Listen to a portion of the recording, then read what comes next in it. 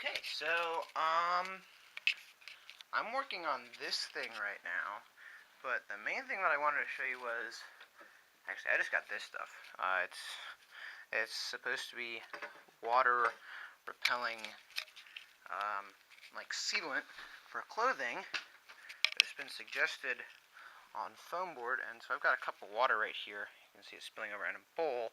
So if I pour the water onto the wing, you can see it kind of comes off really easily, and then if I wipe it away, just wipe it off, there's nothing left. It doesn't like get underneath the paper or anything, and so I've done that to the entire airplane, and so far I'm really happy with the results. This isn't really the cheapest stuff. It's like $10 for an 8-ounce can like this. But overall, it's not that bad. I mean, like, especially, I had a really bad run-in with moisture with my last Valkyrie. It got stuck in a tree overnight, and actually the entire thing sort of just like went floppy on me. So hopefully, I mean, obviously this might not stay in a tree overnight, but hopefully it'll work a little bit better than my last one did. Because the last one was a good one, and hopefully I'll be able to keep this one for a little bit longer. But anyway, yeah, that's what I've been working on. I got a new shelf, and I really like it as well. So all the clutter, all this stuff that used to be on my desk over here. I mean, obviously my desk is now filled up with other stuff, but less so of this stuff. But all this stuff now can go onto the shelf. And the really nice thing is that I can have the charger up here with all my batteries, and so if there are kids who are coming over, then I don't have to worry about them messing with it or anything. It's so just like anything that I don't want them to touch, I can put up here, and they can't really get to it because it's like 4 or 5 feet off the ground.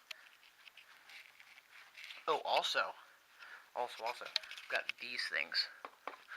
These are like Bombays, and well, there's no like Bombays. They are actually Bombays, but I've got them set on my slider on the Tyrannus. I've got them set on my left slider, actually, right here, with the arming switch right here, with little sound bites set up to let me know when it's armed or when it's not armed. But I've also got it set up on the slider and mechanically so that it opens one at a time.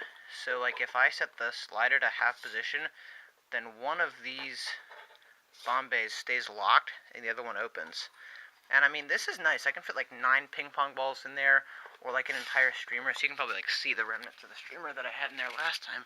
If I grab a streamer right from here, it looks really sick when you actually have the chance to get up in the air and then just drop the streamer, because you can just open it mid-flight, the streamer falls out and it just like trails out behind the plane. It looks so cool.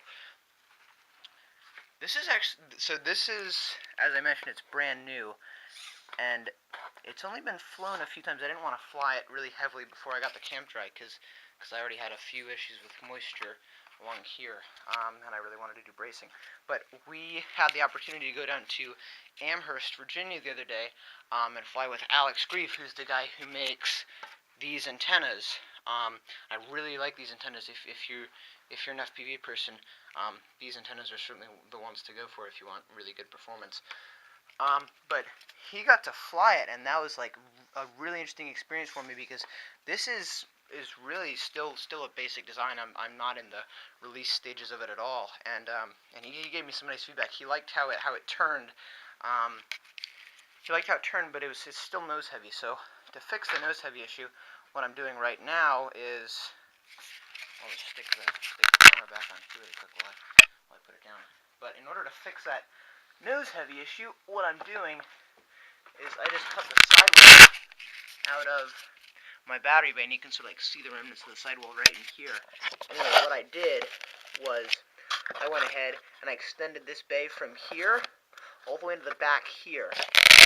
And so I'm gonna glue this in right along this carbon spar that I've got.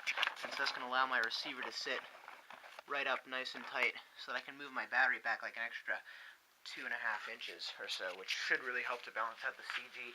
And I think I really also need to do a throttle to elevator mix, at least for this version. One of my beta testers had an issue where their tail, where they said that the tail was too big, and so it was creating these really like weird oscillations. And really just weird tendencies that were super extreme and hard to control. And so I've been suspecting for a while that the tail here was just providing way too much lift, because it's basically a flying wing. And so I've got the CG set as a flying wing, but including this back piece. And so what the tail is doing is it's really lifting up, and so it's forcing the nose down, even if you've got like a tail heavy balance on it. So even if your CG's tail heavy, if you just like hands off the sticks, she wants to dive, like increasingly steep dive. So for this version, I might just put a throttle to elevator mix, where as soon as I increase throttle, it's going to be proportionally increasing up elevator to keep the nose up. But in future versions, I'm actually going to cut the tail down about half the size, and I'm actually going to experiment with no tail at all and just see how it flies with the flying wing. But hopefully the final version will have just a little stubby tail with the nice big vertical stabilizers. I love the vertical fins. And yeah, that's about it. I'll include some footage at the end here from our flying in Amherst with Alex. But until then, see you guys later. Happy flying.